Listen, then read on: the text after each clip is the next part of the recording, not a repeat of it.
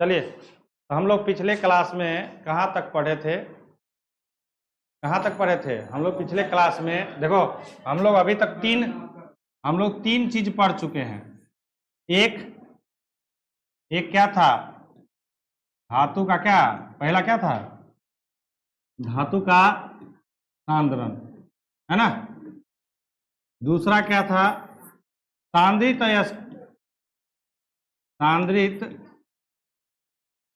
अयस्क का क्या? ऑक्साइड में बदलना। फिर तीसरा क्या था?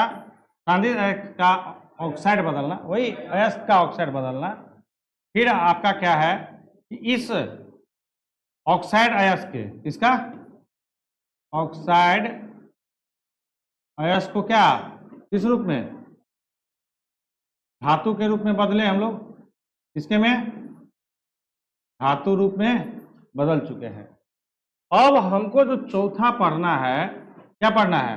ये जो धातु है ना बच्चों, उस धातु को क्या, धातु से कौन सा शुद्ध धातु हमको प्राप्त करना है, जिसका हम लोग क्या उपयोग करते हैं, ये ना।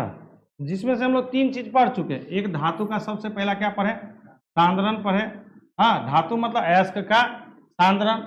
फिर सांद्रित अयस्क का क्या किए हम लोग? ऑक्साइड, यानी सांद्रित अयस्क का क्या, ऑक्साइड अयस्क में बदले। फिर इस ऑक्साइड अयस्क का किस में बदले हम लोग? धातु में। आज जो हम लोग पढ़ेंगे वो धातु का क्या, किस रूप में? शुद्ध रूप में। तो देखिए क्या कहता है, अशुद्ध धातुओं का शोधन। कहता है कि अयस्कों से प्राप्त धातु शुद्ध नहीं होता है। मतलब कहने का ये जो आप धातु यहाँ पर जो प्राप्त किए हैं ये शुद्ध नहीं है, यानी ये जो धातु आप जो निकाले हैं ये क्या है आपका? अशुद्ध है। क्या है आपका?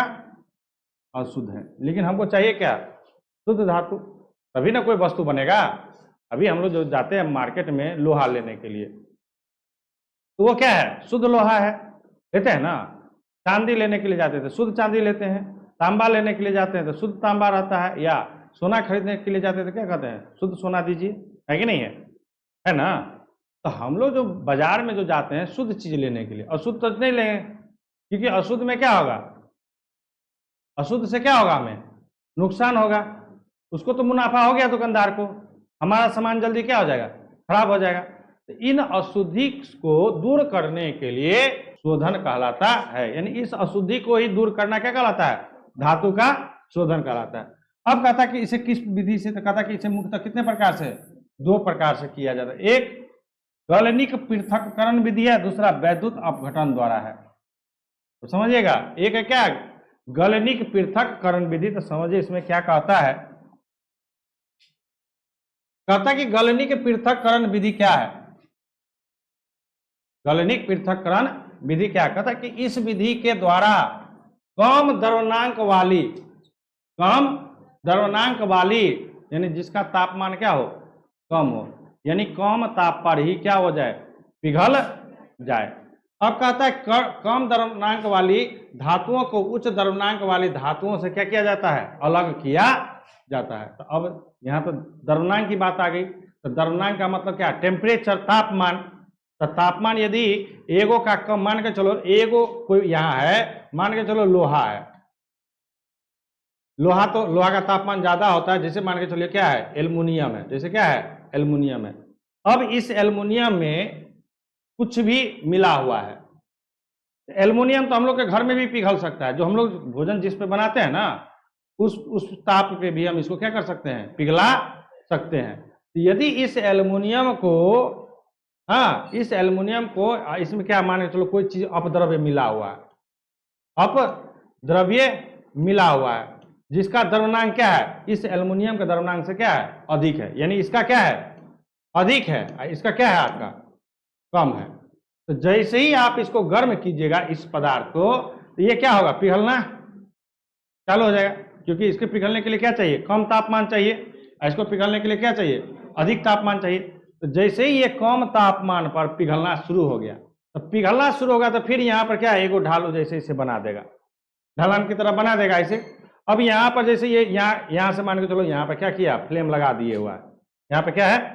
फ्लेम लगा दिए हुआ, फ्लेम मतलब समझती ना, आग का ज्वाला, यहाँ लगा दिया, यहाँ गर्म हो रहा है, ठीक है ना। अब यहाँ गर्म होगा, यहाँ पिघलना क्या होगा, पिघल पिघल कर क्या होगा, नीचे गिरते जाएगा। तो वही चीज यहाँ पर करना है। इस विधि में एक ढालुई भट्टी, ढालुई भट्टी, ये ढालुई भट्टी है, क्या है, ढालुई भट्टी का इस्तेमाल किया जाता है। इस भट्टी का ताप धातु के द्रव्यमान से क्या होता है, थोड़ा सा अधिक रखा जाता है। मतलब क्या, यदि एल्युमिनियम पिघलाना है तो यदि एल्युमिनियम 200 डिग्री सेल्सियस पर मान के चलो पिघल जाता है, 200 डिग्री पर ये क्या होता है, पिघलना प्रारंभ करता है, तो इसको थोड़ा सा क्या करेंगे हम लोग, 210 डिग्री सी बढ़ा करके रखेंगे, तो ना जल्दी पिघलेगा। और जितना जल्दी पिघलेगा वो क्या होगा, नीचे सड़क के क्या हो जाएगा, गिरेगा। और यहाँ पर क्या किया जाएगा, एक पात्र लगा दिया जाएगा, एक बर्तन लगा दिया जाएगा, जिसमें क्या होगा, वो आके इकट्ठा होगा। तो यही कहता है कि अशुद्ध धातु को भट्टी के सिरे पर रखते हैं, धातु द्रवित होकर भट्टी के क्या होता है, निचले भाग की ओर बहने लगती है, जिसे क्या किया कर लिया जाता है, अलग कर लिया जाता है। तो ये किसके लिए, तो ये वैसे धातु को अलग करने के लिए किया जाता है जिनमें जो अपद्रव्य मिला है ना, तो दोनों का ताप द्रव्यमान में क्या हो, अंतर हो, एक का द्रव्यमान कम हो और दूसरे का द्रव्यमान क्या हो, अधिक हो। तो कम द्रव्यमान वाला मतलब क्या है, कम ताप पर ही क्या हो जाएगा, वो पिघल कर नीचे गिरने लगेगा। तो यहाँ पर जैसे ही गर्म करेंगे, ये ढालुई है, और ढालुई है तो मान के चलो, जो जैसे हमारा सीढ़ी क्या होता है, तो ना सीढ़ी पर से एक पानी गिराते हैं तो एक पायदान पर से क्या दूसरे पे आता है, दूसरे से क्या आता है, तीसरे पे आता है। तो वही चीज यहाँ पर भी है, यदि इस सिरा से यदि इस सिरा पर हम गर्म करते हैं तो जिसका जो इसमें धातु है, जिसका द्रव्यमान कम है, वो यहाँ पिघलेगा, और पिघलेगा तो क्या होगा, ये नीचे की ओर गिरेगा। और यहाँ पर हम क्या करेंगे, वो बर्तन लगा देंगे, पात्र लगा देंगे, और उसको क्या कर लेंगे हम लोग, अलग कर लेंगे, कोई दिक्कत नहीं है यहाँ पर। अब जो है इसमें दूसरा जो है इसका कहता है कि वैद्युत अपघटन द्वारा शोधन। अब यहाँ पे क्या, वैद्युत अपघटन मतलब क्या, कि जब तक इसमें विद्युत धारा प्रवाहित नहीं करेंगे तब तक धातु क्या होगा, शुद्ध नहीं होगा। कहता कि इस विधि में एक बड़ा सा नाद लेकर, बड़ा सा नाद, नाद का मतलब क्या है, जार, बर्तन टुकड़ा लिया, हाँ, कहता कि नाद लेकर शुद्ध धातु के कैथोड एवं अशुद्ध धातु के एक एनोड लेकर उस नाद में धातु के लवण के विलयन में डुबो देते हैं, जो विलयन वैद्युत अपघटन का कार्य करता है, जिसमें विद्युत धारा प्रवाहित करने पर एनोड से अशुद्ध धातु निकलकर विलयन में चली जाती है और विलयन में से उतनी ही शुद्ध धातु कैथोड पर एकत्रित हो जाती है, जिसे अलग कर लिया जाता है। अब इस विधि द्वारा देखो, जिंक को, सिल्वर को, टीन को, निकेल को, एल्युमिनियम को इत्यादि का क्या किया जाता है, शुद्धिकरण किया जाता है। समझिएगा थोड़ा सा कैसे। अब देखो सुनो, ये कैसे करके क्या लिया, नाद ले लिया, पात्र है हमारा, क्या है आपका, ये पात्र है। अब यहां पर क्या किया है, एक एनोड लिया है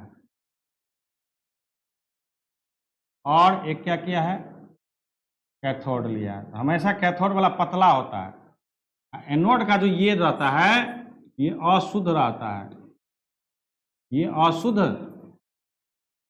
धातु का क्या रहता है, प्लेट होता है, ठीक है ना, ये अशुद्ध धातु का क्या होता है, प्लेट होता है, समझिएगा। और ये जो प्लेट होता है ये क्या होता है, शुद्ध धातु का क्या रहता है, ठीक है। अब इसमें ध्यान दीजिएगा, इसमें क्या रहता है,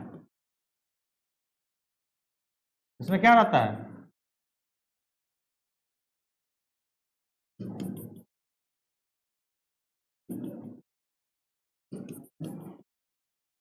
इसमें रहता क्या, विलयन। लेकिन कैसा विलयन, कैसा विलयन, अम्लीय विलयन। उसमें भी कैसा अम्लीय, तो जिस प्रकार का धातु है ना उसी प्रकार का इसमें विलयन भी लिया जाता है, समझिएगा। अब यहां पर क्या है, एक यहां पर क्या किया, हाँ, इन दोनों के बीच में क्या किया, यहां पर विद्युत धारा क्या किया, प्रवाहित कर दिया। यहां पर स्विच लगा रहता है, यहां पर क्या है, एक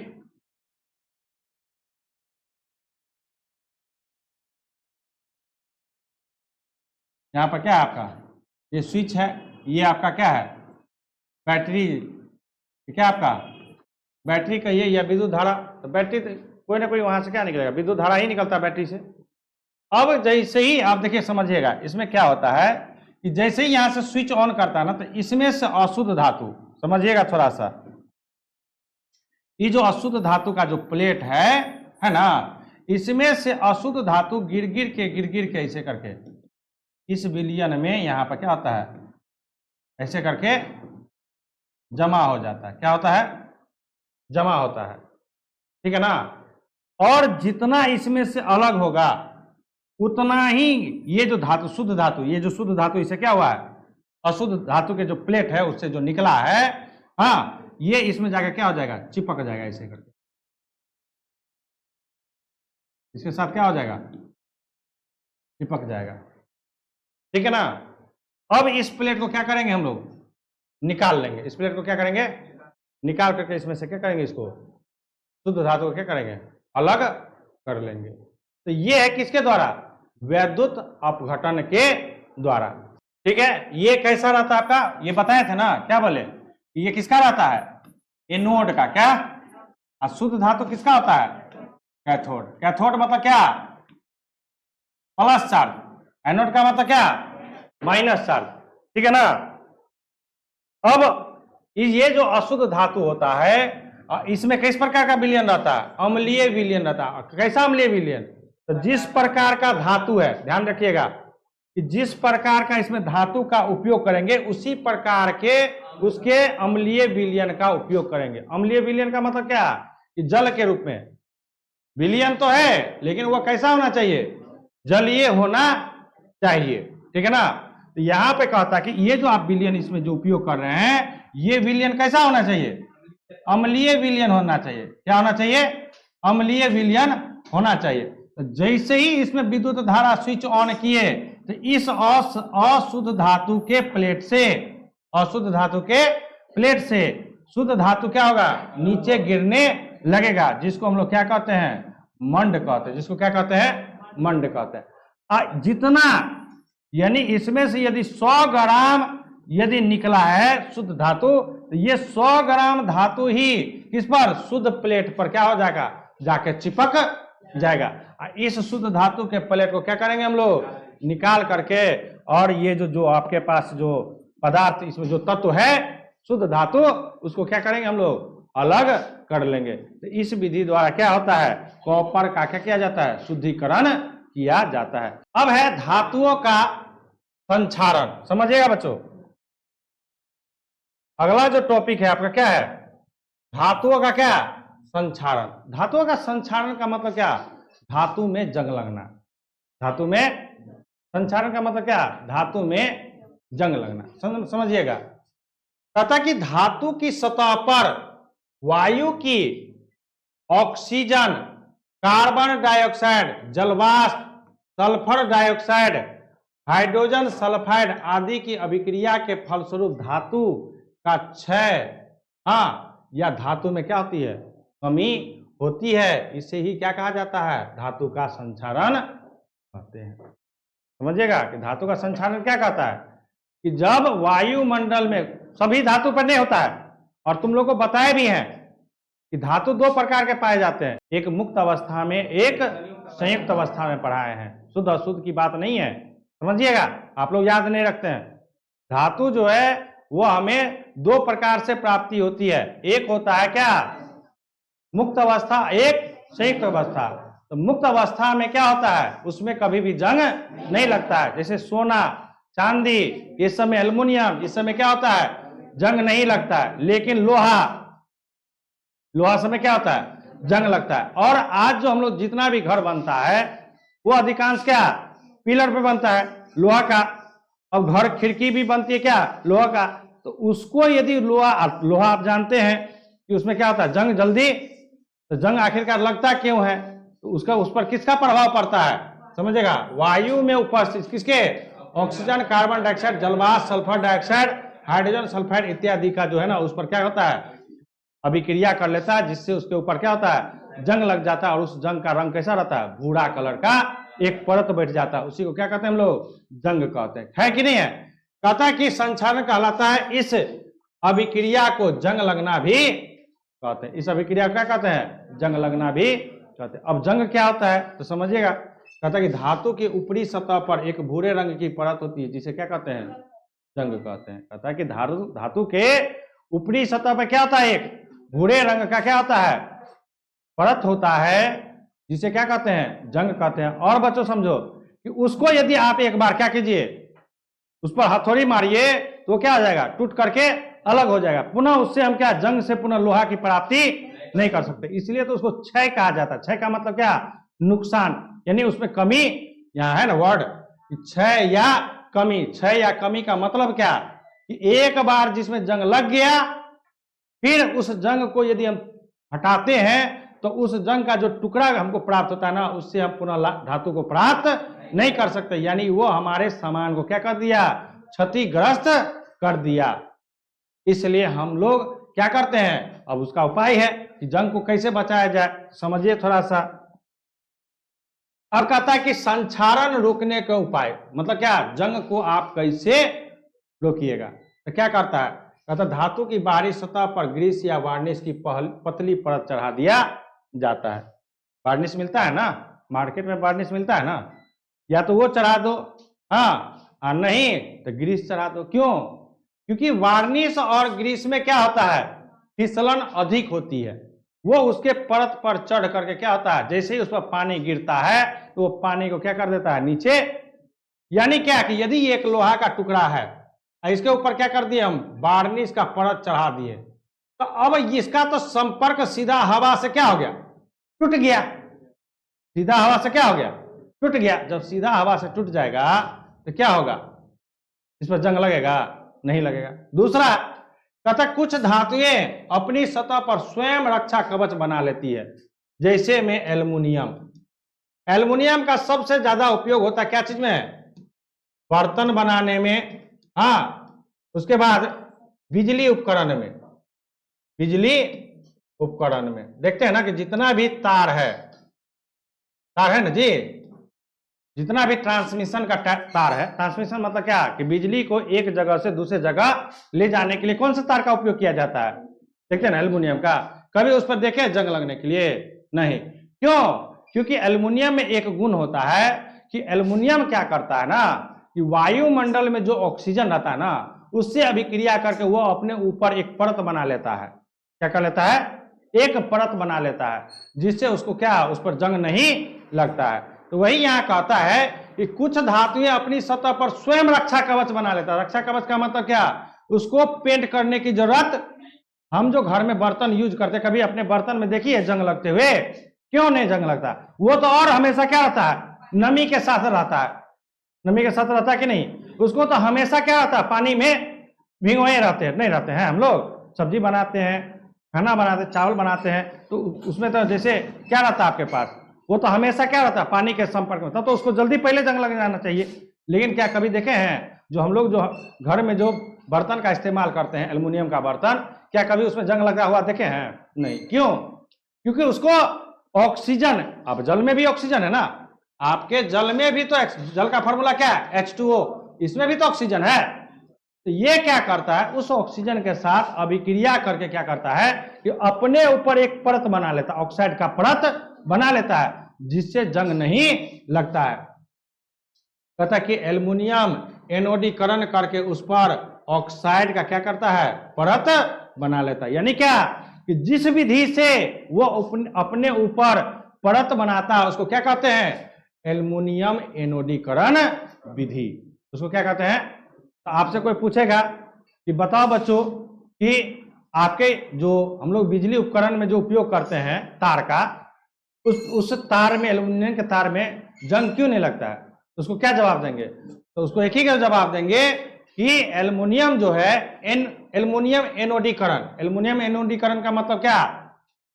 कि एल्युमिनियम जो है वायु से अभिक्रिया करके अपने ऊपर क्या करता है? एक ऑक्साइड का परत बना लेता है, जिससे उसमें जंग नहीं लगता है। और जिस विधि द्वारा अपने ऊपर परत बनाता है उसको क्या कहते हैं हम लोग? एल्युमिनियम एनोडीकरण जस्तीकरण, ये भी आपको ऑब्जेक्टिव में पूछ सकता है। फिर है धातु के बाहरी सतह पर रंगाई करके, जैसे हम लोग घर में लोहा का कोई भी सामान लगाते हैं, तो सामान लगाने के क्रम में क्या करते हैं हम लोग, उस पर पेंट कर देते हैं। क्यों? क्योंकि पेंट में क्या होता है ना, पेंट जैसे ही करते हैं तो पेंट पर जैसे ही जल गिरेगा वो फिसल करके क्या हो जाएगा, नीचे गिर जाएगा। या लोहा के ऊपर एक परत बन गया, क्या बन गया, परत बन गया। जब परत बन जाएगा तो उसका वायु से संपर्क क्या हो गया, टूट जाएगा। और जब वायु से संपर्क उसका टूट गया तो उस पर जंग नहीं लगेगा। फिर कहता है कि धातु पर किसी अन्य धातु का लेप चढ़ाकर इस क्रिया को क्या कहते हैं, जस्तीकरण कहते हैं। यानी क्या कि धातु पर दूसरे धातु का क्या करो, लेप चढ़ा दो।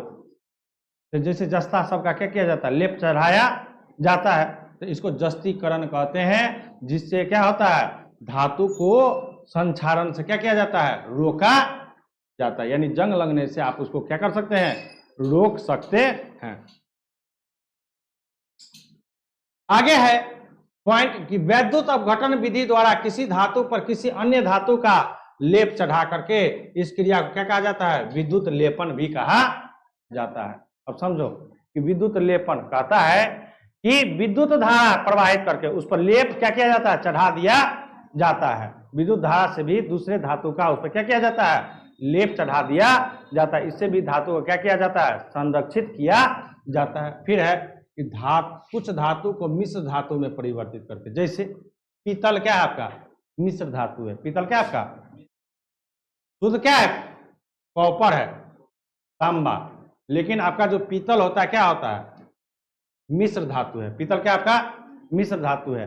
ये तो यानी क्या कि आप उसमें मिक्स कर दीजिए जिससे उस पर क्या होगा, जंग नहीं लगेगा। तो ये सब था बच्चों किसका, कि धातु को संक्षारण करने से क्या करना, रोकने का उपाय। यानी जंग कैसे हमारे जो हमारे पास धातु है उसमें कैसे जंग नहीं लगे, इसके लिए हम लोग विभिन्न उपाय करते हैं। लेकिन सबसे ज्यादा आसान जो उपाय होता है वो क्या होता है, पेंट। क्या होता है, आज जो देखते हैं कि कभी देखिए इतना बड़ा बड़ा लोहा का पुल बनता है ना जी, कभी देखे हैं उस पुल में जंग लगते हुए? क्यों नहीं लगता है? तो वहां पर जस्तीकरण किया जाता है। वहां पर क्या किया जाता है, जस्तीकरण किया जाता है। उस पर लेप चढ़ा दिया, अब उसमें क्या होगा, जंग लगेगा ही नहीं। तो यदि क्योंकि पुला जितना भी बना रहता है, रेलवे में तो सबसे ज्यादा लोहा का उपयोग होता है। रेल डिपार्टमेंट में सबसे किसका उपयोग होता है, लोहा का। तो सबसे ज्यादा लोहा का क्षति नुकसान तो कहाँ होना चाहिए, रेलवे में। लेकिन रेलवे के लोहा में कभी जंग लगा है? क्यों?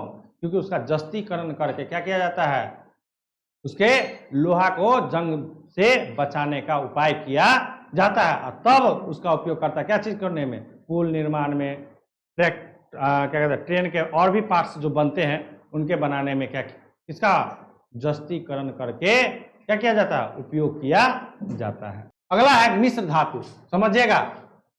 मिश्र धातु का था दो या दो से अधिक धातुओं एवं एक धातु एवं अधातु के समान मिश्रण को क्या कहते हैं, मिश्र धातु। समझिएगा, मिश्र धातु कब बनता है, या तो धातु धातु के मिलने से बने, ठीक है, ये बनेगा क्या, मिश्र धातु।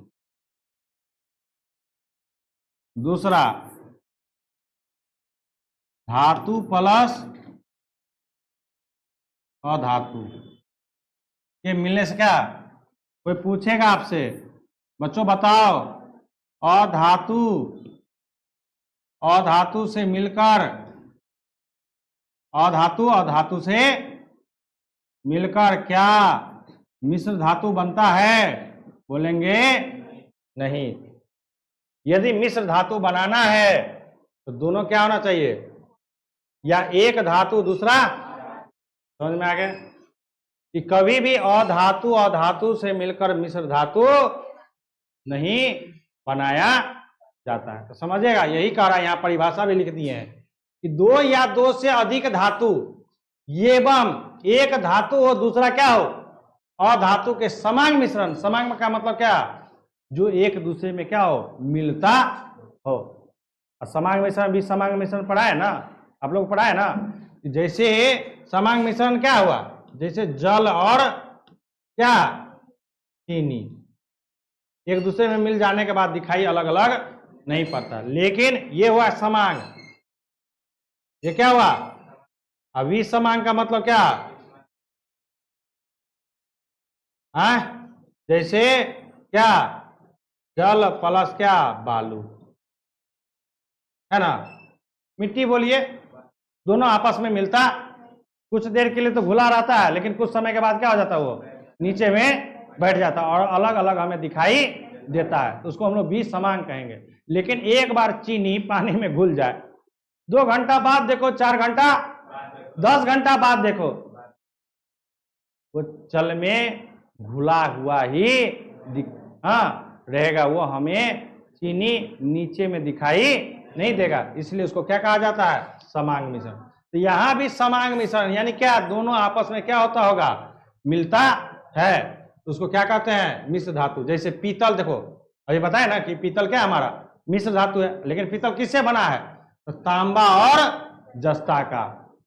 सोल्डर, सोल्डर का जानते हैं ना, तार को जोड़ने के लिए जो सोल्डर देखते हैं ना, जो इलेक्ट्रीशियन जो होता है, जो तार वार को जोड़ता है ना, टीवी ठीक करने वाला सब, रेडियो ठीक करने वाला सब क्या करता है, तार को जोड़ता है कि नहीं जोड़ता है, तो उसमें जो सोल्डर का उपयोग होता है, जिसको गलाता है, हाँ, जिसको हीट देकर क्या किया जाता है, गलाया जाता है, वो क्या चीज से बना रहता है, स्टेनस और लेड का क्या होता है, मिश्र धातु। और यहाँ पर देखिए नोट में लिख भी दिए हैं कि अधातु अधातु के मिश्रण से मिश्र धातु का निर्माण नहीं होता है। ये तो हम लोग डिस्कस कर ही रहे हैं, यदि मिश्र धातु बनना है तो धातु धातु के मिलने से बनेगा या धातु अधातु के मिलने से बनेगा, न कि अधातु अधातु के मिलने से। क्लियर है।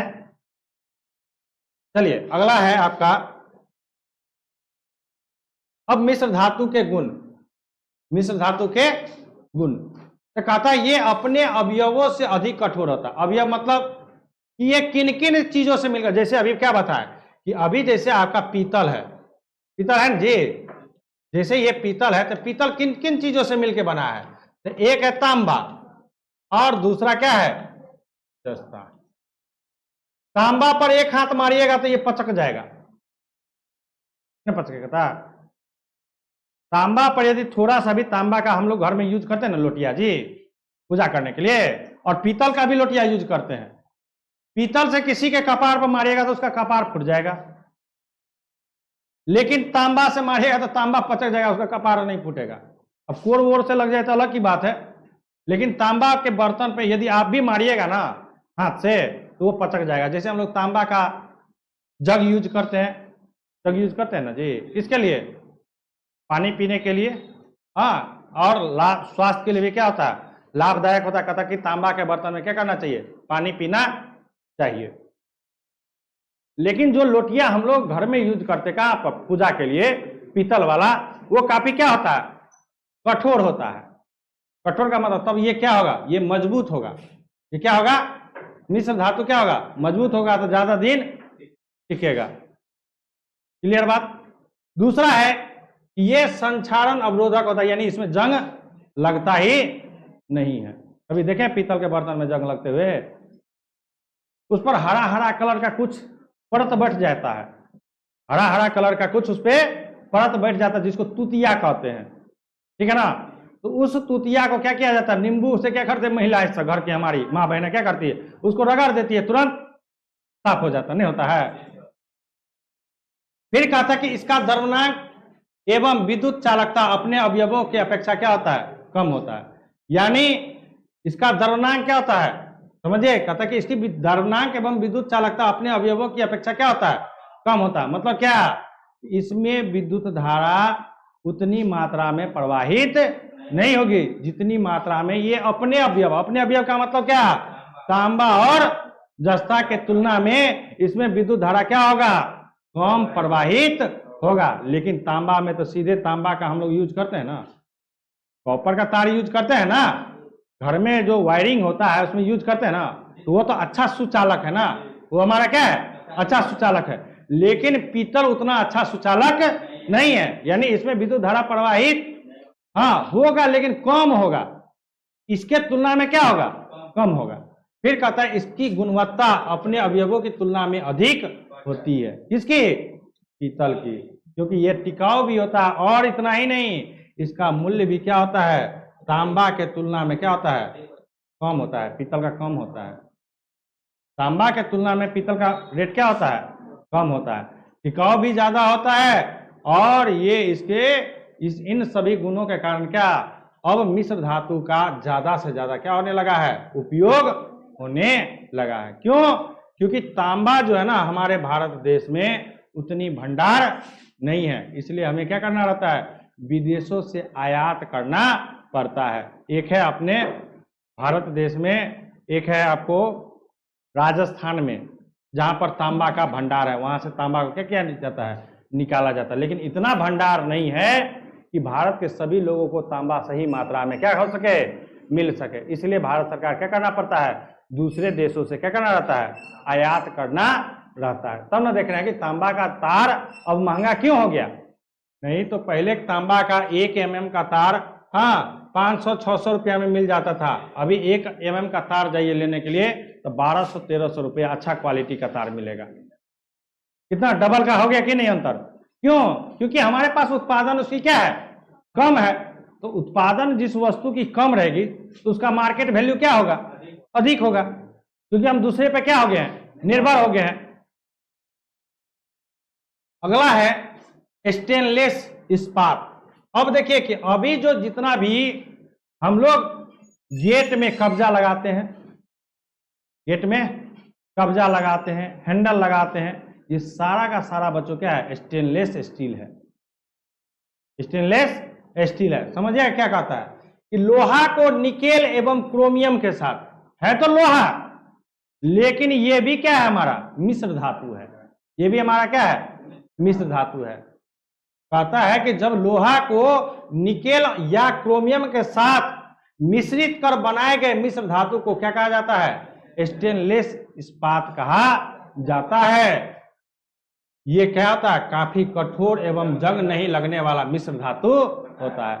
नहीं तो पहले का जिसका घर है, आज से 50-60 साल पहले वाला घर देखेगा, उसमें जो कब्जा लगा रहता है ना, या जो उसका हैंडल होता है वो लोहा का होता था। आजकल हम लोग जो हैंडल लगाते हैं घर में वो दूर से ही चमकते रहता है कि नहीं है।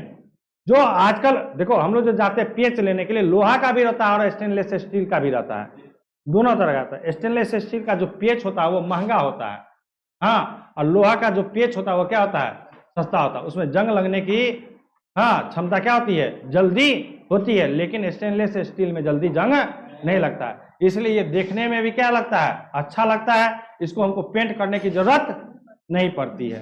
अच्छा, आप अब पहले जिसका पुराना घर होगा देखना कि आपके हैंडल को भी रंग दिया गया है, अब हैंडल को कोई रंगता है, क्यों, क्योंकि उसमें जंग ही नहीं लगता है। ऐसे ही देखने में क्या उजला उजला क्या रहता है, हमको सुंदर लगता है, नहीं लगता है।